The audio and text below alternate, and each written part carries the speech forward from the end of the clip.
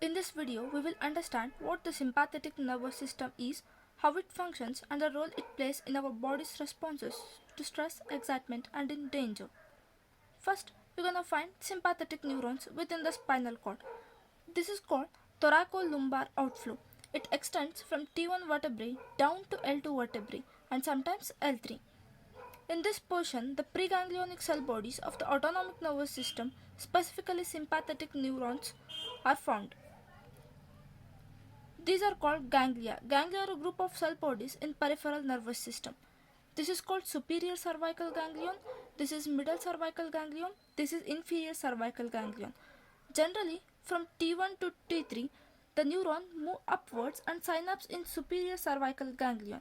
It can come from T1, T2 and T3. In fight or flight situation, the postganglionic neuron releases norepinephrine which causes pupillary dilation which leads to far vision.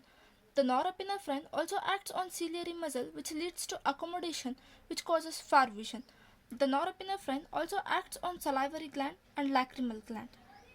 The norepinephrine causes thick viscous mucus production. Norepinephrine also acts on lacrimal gland and decreases lacrimation. These sympathetic neurons are going to three different targets. When it goes to heart, it produces mainly two actions. It produces positive chronotropic effect, which means increases heart rate and increases cardiac output, which leads to blood pressure. It acts on esophagus. In fight or flight situation, we don't really care about digesting food, no, right? So the norepinephrine decreases the peristalsis of esophagus. Norepinephrine specifically affects bronchioles, causes bronchodilation.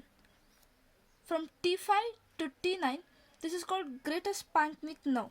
This ganglia is called celiac ganglia. It supplies to stomach, liver and pancreas. The norepinephrine inhibits peristalsis in stomach, decreases absorption process, decreases secretion and it constricts sphincters. Norepinephrine in liver decreases biliary tree flow and which causes glycogenolysis. The norepinephrine causes decrease in insulin production and increase in glucagon production. The branch of greater splanchnic nerve also goes to adrenal medulla, releases norepinephrine and epinephrine. This is called superior mesenteric ganglion. They supply to ascending colon, duodenum, jejunum and ileum. The norepinephrine in fight or flight situation decreases peristalsis, absorption and secretion. From T10 to T11, this is called lesser splanchnic nerve. These preganglionic fibers come out and goes to articorenal ganglion. They take these postganglionic fibers to kidney, decreases urine production, decreases blood flow. This is called renal plexus, which decreases peristalsis in urinary bladder. This is called inferior mesenteric ganglion. They supply to descending colon and upper rectum, which also causes decrease in peristalsis, absorption and secretion.